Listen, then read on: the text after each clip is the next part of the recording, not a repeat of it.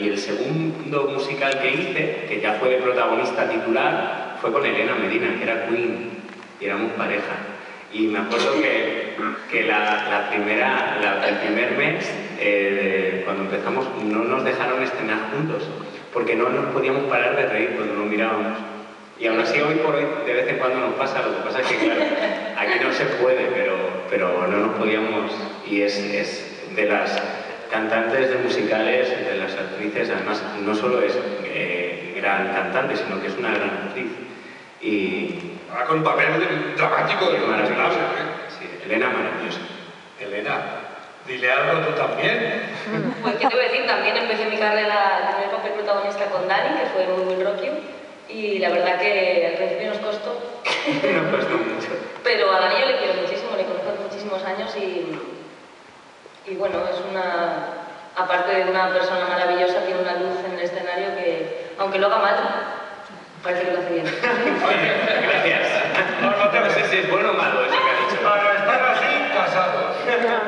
Vamos. Estamos casi casados de la profesión, sí. Oye, Elena, tú tienes el papel de Fantine, de la madre de Cosette, la niña protagonista de esta historia, y además tienes la oportunidad de cantar una de las canciones más conocidas de la banda sonora de Los Miserables, una canción preciosa, que es la vida, Es un regalo, ¿verdad?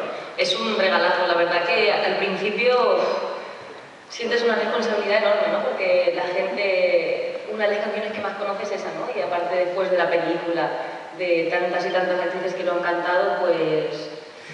Bueno, al principio da un poco de respeto, pero la verdad que es un placer y es un orgullo poder cantar eso cada noche. Es uno de los momentos culminantes de Los Miserables.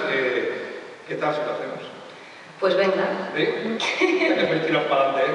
La orquesta está ahí, el escenario está aquí, el público allí, los micrófonos aquí.